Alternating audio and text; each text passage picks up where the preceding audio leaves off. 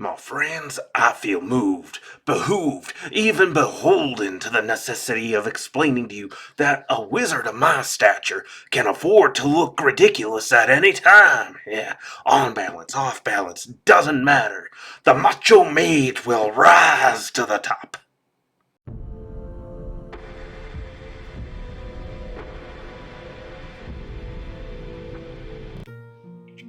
Hello there, everyone. Welcome back down here to the Gamer's Den with me, your host, Jordan, your master of lore and storyteller extraordinaire, here to go on with the first edition Pathfinder Wizard Guide, today taking a look at the 4th and 5th level spells for our build. Now, something to note here, I've been kind of bringing it up a little bit here and there, but I'm just struck by the need to cover just what is generally useful for wizards, because there's a lot of spells where it doesn't matter so much what you've specialized in. Some of them are just great go-tos to have.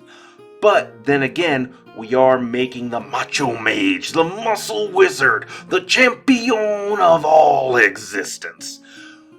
But that means that we do have to diverge a little bit and consider that our build is different from what a standard wizard is. And yeah, so if you see me kind of diverging back and forth a little bit from what is just generally useful for a wizard across whatever kind of build and suddenly swerve back into something that's more focused on our up close, up front, in the thick of the melee, transmutation focused wizard, that's why I'm having trouble kind of keeping the two separate in my mind. But even still, this should still emphasize to you just how flexible a class the wizard is, and where it's more dictated by some of the seemingly smaller choices, such as which school of magic you decided to specialize into.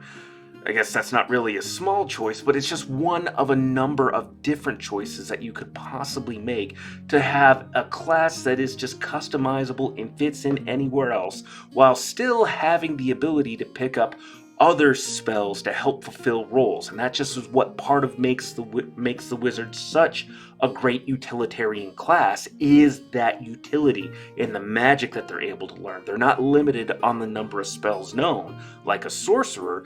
As long as they have a book, a scroll, and something to copy everything down with, they can potentially learn every spell out there. And that's not even touching on the fact that you can, in theory, working with your DMs and with their permission, make your own spells on top of all of this.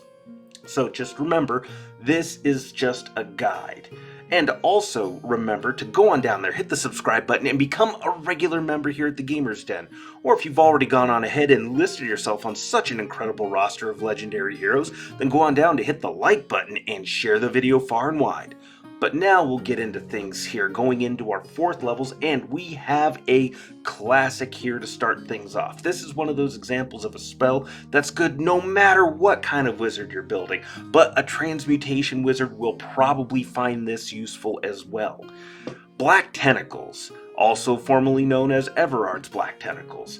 Pick a 20-foot radius in 100 feet plus 10 feet per caster level. Black Tentacles erupt from the ground and grapple your foes. The combat maneuver bonus is your caster level plus 4, and escaping has a DC of 10 plus the combat maneuver bonus. Grappled opponents can't move and take 1d6 plus 4 damage each round. The terrain affected by the spell counts as difficult terrain and will last for 1 round per level. So this spell overall will last that long, that doesn't seem like a lot in comparison to several other spells, but just bear in mind this is a huge radius to be affected, and all the opponents in it can potentially be grappled.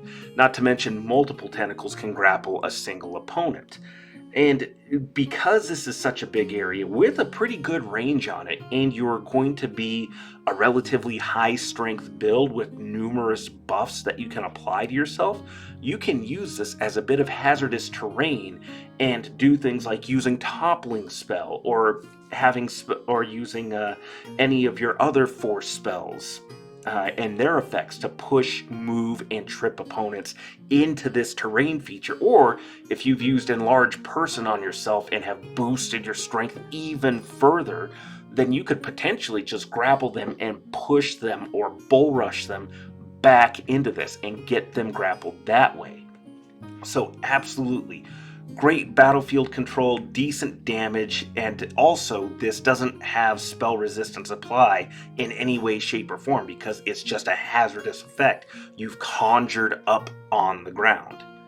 Next, we have Greater Invisibility.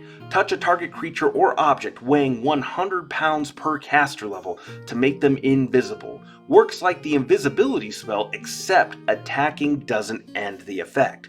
So this is good for you, this is good for the rest of your party. In particular, this can be really great for your vigilantes and rogues, anybody that needs to be attacking from stealth or applying precision damage, getting those precision damage dice out there, such as sneak attack, for example. So Greater Invisibility, definitely another solid pick to have for your spellbook. The next 4th level spell is going to be Dimension Door. Teleport yourself and touched objects or willing creatures to a point within 400 feet plus 40 feet per caster level, limited to either your max load for objects or 1 creature every 3 caster levels. Teleport to open spaces. Occupied spaces will shunt you off to the side and deal increasing amounts of damage the further you have to be moved. So definitely read up on that, but in general, it should be relatively easy for you to be able to dimension door yourself into an open space, you and the rest of your party. So definitely great maneuverability spell, great for positioning, getting you and your party past several obstacles or hazards. Dimension Door is fantastic. Also, don't forget Escaping. Escaping's an important one. But the next spell is definitely worth it for any macho mage, any muscle wizard. Stone Skin. Costs 250 gold pieces in diamond dust and granite, so a little bit spendy. Touched creature, however, gains damage reduction 10 unless you're being struck with an adamantine weapon, blocking up to 150 points of damage total, so 15 attacks basically, if they're dealing 10 damage at a time for those attacks. So that's essentially 150 extra hit points for you, which you need because remember, you are wizard, you might be muscle wizard, you might have toughness, you're still squishier than a lot of your frontline combatant friends. Now, the next 4th level spell is something we kind of touched on already. Mass Enlarge Person. Works like Enlarge Person, except affects 1 humanoid target per caster level, no 2 of which can be more than 30 feet apart.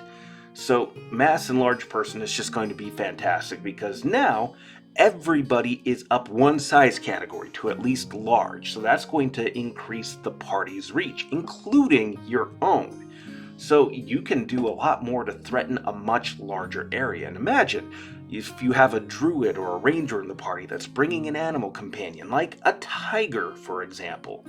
Hitting that creature with Enlarge Person will make them terrifying. But, even if you don't, if it's just the party barbarian and paladin, cleric, and yourself having the enlarge effect put on them, that's still going to be amazing. Everybody's damage output is up higher, everybody's threatened areas are expanded.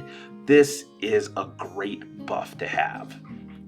Now, of course, we are going to go on from there. We're going to go into 5th level spells, and this next one's a little bit of a biggie, so I apologize for the wall of text. I apologize that not everything has had a rating applied to it. You're going to generally want to read into what these effects are, and also see what kind of monstrous humanoid forms you want to pick up, because we have Monstrous Physique 3. So incidentally, we're also talking about Monstrous Physique 1 and 2 as well, and this pretty much applies more or less to the 4th version of this spell.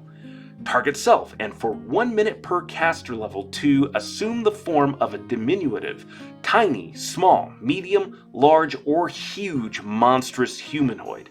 If the form has any of the following abilities, you gain them.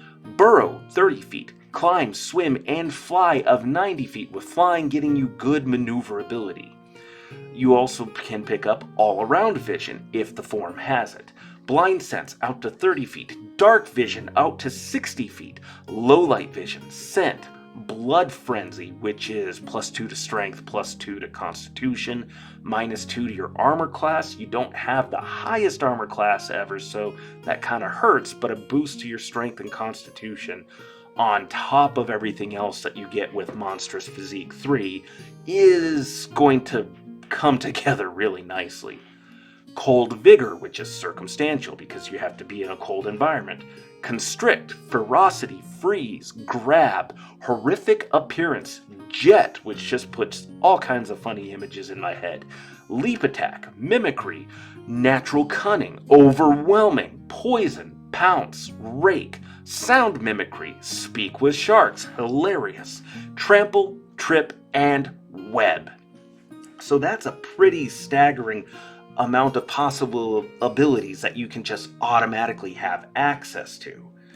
But what this does for you in particular when you assume these forms, if you take a diminutive monstrous humanoid form, you get a +6 size bonus to your dexterity. So that's going to stack with enhancement bonuses, which is awesome. But you do take a -4 penalty to strength, and you get a +1 natural armor bonus. Bear in mind, since you're getting that size bonus to dex, that's already a +3 to your defense as it is. Throwing in a natural armor bonus makes that a +4 total to your armor class. And then also the fact that dex is also going to apply to several skills, your reflex saves, your initiative score. So all the way around, if you need to have a defensive form in mind where you really want to make sure that you're getting away, or have just some extra armor class to help try to get you through and survive whatever's happening, the diminutive form is going to serve you pretty well. But more often than not, since we're looking at focusing into combat as a wizard, the huge monstrous humanoid is going to be right up your alley. This nets you a +6 size bonus to strength, a -4 penalty to dex, but you get a +6 natural armor bonus. Now, dexterity we still have as a good score for us, and it does hurt to have it go down, but the loss of that dex is mitigated by that +6 natural armor bonus. That's actually a pretty good defensive increase right there. Put on top of the fact that in your huge form, you're going to be threatening a wide area.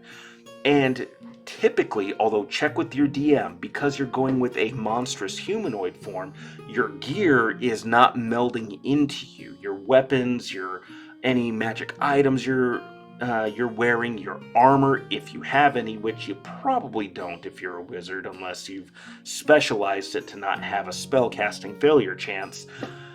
That all sizes up with you rather than melding into your form if you were to say used the beast shape spells.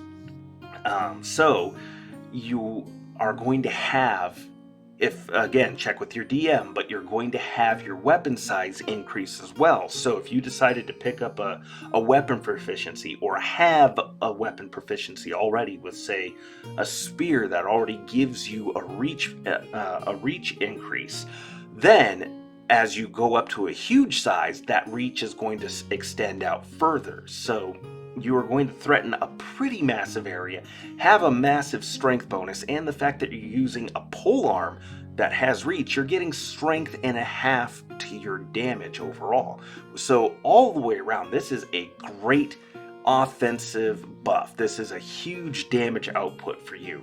Definitely Monstrous Physique is great. And to top it off, you're not having your spell casting hindered, as long as the form you're picking out can speak and has a means of doing the gesticulating, gesturing, and forming the different hand seals, or however you want to describe it, to cast your spells properly. You can still cast your spells in the Monstrous Physique form, unlike with other transformations, like if you were to go with plant shape or beast shape. Then you lose access to your spells unless you've spent some of your precious feats into being able to make use of those. So Monstrous Physique is going to be worth it, and I believe the first level you can pick this up at, Monstrous Physique 1, is 3rd level, then 2 at 4th, and now 3rd at 5th, and I believe 4 kicks in at 6th. So those are definitely worth looking into at those levels. I'm sorry I didn't cover them sooner, but this seemed like a pretty good spot, especially with that size bonus to strength kicking in here. Although, just bear in mind, Monstrous Physique 2 gives you a +4 size bonus to strength, and then the first one is a +2 bonus to your strength or your dexterity scores. It all scales along that kind of a range. Then we have Summon Monster 5. Summon 1d3 creatures from Summon Monster 4 or 1d4 plus 1 from any lower summon spell. For Summon Monster 5, you're probably going to want to pick either the Babao, a type of demon, large elementals, Brillani, Azada, or the storied Ankylosaurus. Definitely going to be great creatures to have. You're going to want to select based on what your situation is. But a Brillani Azada is probably going to be a pretty solid standby. The Elementals just depends on where you're at and what exactly you're facing. But the Ankylosaurus makes for an incredible wall with a very, very dangerous attack. So the Ankylosaurus is a pretty great choice as well. Next, we have Angelic Aspect. For 1 minute per caster level, you gain low light vision and dark vision out to 60 feet. Paired together, that's a great boost to you, especially if you don't already have dark vision. You also gain acid and cold resistance of 10 with this, and a damage reduction 5.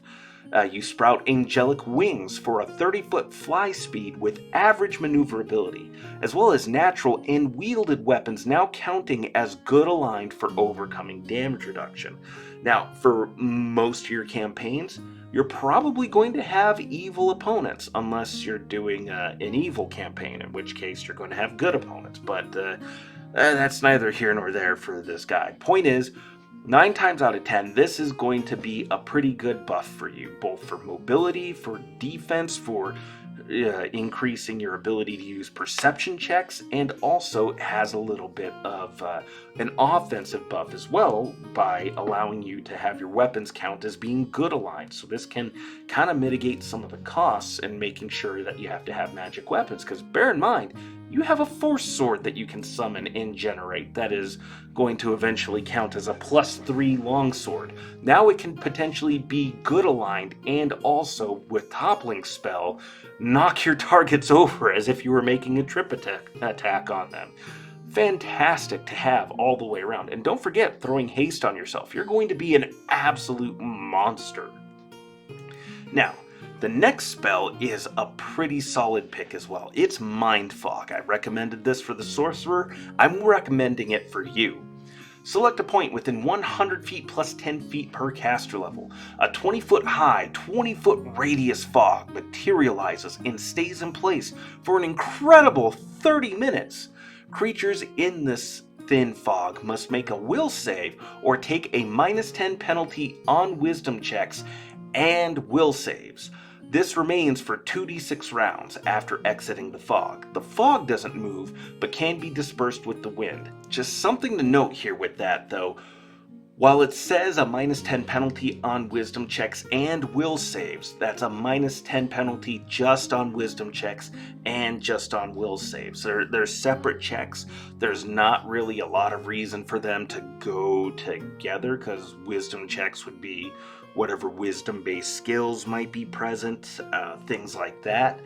So I read it as they're supposed to be something separate, but if you find a situation where a wisdom check and the will save would end up being the same thing somehow, then potentially there's a -20 penalty there, but I wouldn't really count on that. I can't really think of anything where the two stack together unless your DM says, well, a wisdom check is a will save.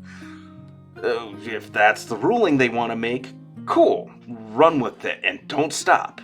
But I would say this is probably something where they are supposed to be separate things, unless you find the one weird situation where somehow they're both counting together at the same time. So that's just a minor thing to keep in mind there. After I'd recommended this spell before, one of my players tried to do that, and I was like, no, not really. But appreciate the attempt. I appreciate that creativity there. So those are separate things, just something to keep in mind there. But either way, a -10 penalty on wisdom checks and a -10 penalty on will saves. I mean, a constitution saving throw, or a fortitude saving throw rather, that can be dangerous. A reflex saving throw, that can be dangerous. Will saves tend to be pretty devastating in my experience. They tend to make things go very, very badly. Throwing a -10 penalty on top of that when, you're used to having a +15 before you've even rolled, that makes things really dicey. Pun definitely intended. The next spell is Wall of Force. Create a wall of force within 25 feet plus 5 feet every 2 caster levels of you, with an area of 10 feet per caster level, with each section of the wall having 30 hardness and 20 hit points per caster level. Can be dispelled with Mage's Disjunction, and don't forget, it's a force wall. It can be affected by Disintegrate. Disintegrate can absolutely annihilate this, but if you're getting your opponent to burn up those spells on getting rid of a wall, those are spells not being aimed at you and the rest of your party. So win-win. To top it off, this is also just really good battlefield control, and you don't have to limit it to just being a wall. You can throw this down across a chasm and have a way to walk across, and on top of it, it's more or less going to be invisible. Might have a slight shimmering effect to it, but a lot of opponents might miss what's happening there. And don't forget, if they find it and they're crossing and you're nearby, well, hit it with Mage's Disjunction or Disintegrate. Destroy it and watch them have a really, really bad day. But that's just a taste of the spells available. We didn't talk about the Wall of Stone and how you can make crenellations and fortifications. You can make stairs and bridges with that. It's another great utility and defensive spell. There are different scrying spells and spells to defend against scrying. Incredible illusion spells.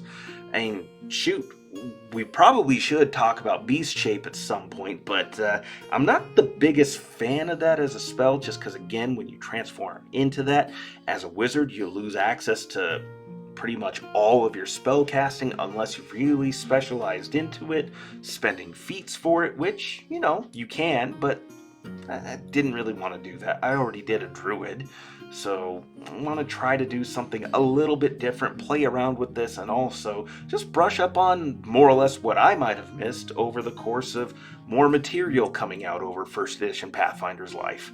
So, what do you think? Go on down to the comments below and let me know your thoughts. Did you like today's video? Did you dislike it? What other spells might you recommend? Certainly, there are plenty.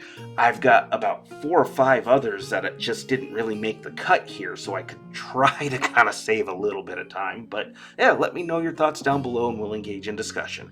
And remember, if you haven't done so already and you made it this far, go on down there, hit the subscribe button, and become a regular member here at the Gamers Den. But with all that said, I've been your host, Jordan, your Master of Lore and Storyteller Extraordinaire. Thank you all genuinely so very much for your time, and you all have yourselves a good night.